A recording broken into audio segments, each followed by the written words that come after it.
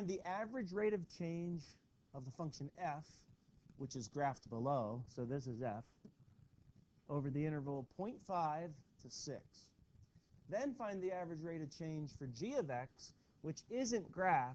It's given by that, 5 log 2x. And then we have to determine which one has the greater rate of change. All this talk of rate of change, that's a fancy phrase for slope. Okay? So we need to find the slope between these 2 points. Okay? The slope of the line connecting these 2 points. So for the slope of f, which is this graph, we need to take the change in y, 10 minus 0, divided by the change in x, 6 minus 0.5. Okay?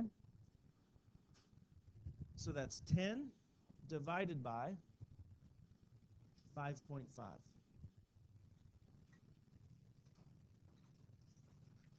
What do you get? 10 divided by 5.5. 1.6? 1.8? 1.8. 1.8. Sorry, I didn't hear you. Okay. 1.8. Number 25. Yeah, it's like 1.818. Okay. Now we're going to compare that to the slope of the dots of the line connecting g of x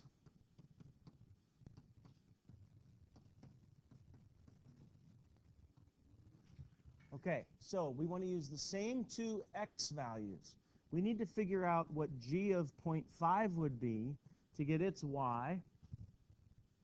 Then we need to calculate what g of 6 would be to get its y. I don't know if they're going to be 0 and 10 again. We'll find out. What do you get when you take 0.5 and you plug it in for x? I think we could do this in our head. 2 times 0.5 is 1. The log of 1 is always 0. The log of 1 is always 0. 0 times 5 is 0. If you don't know how I did that, type 5 log parentheses 2 times 0.5. Hit enter. It should say 0. Okay? Plug 6 in for x and get y.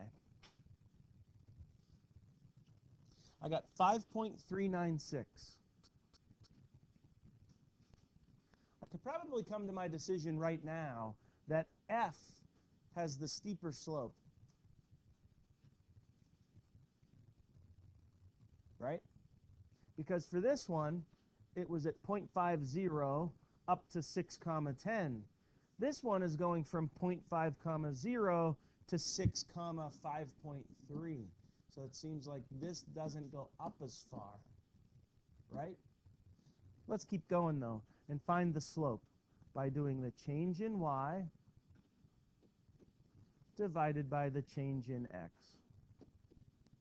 So this time it's going to be 5.396 over 5.5, which only has a slope of 0.98. So this one definitely has a greater rate of change than g of x does.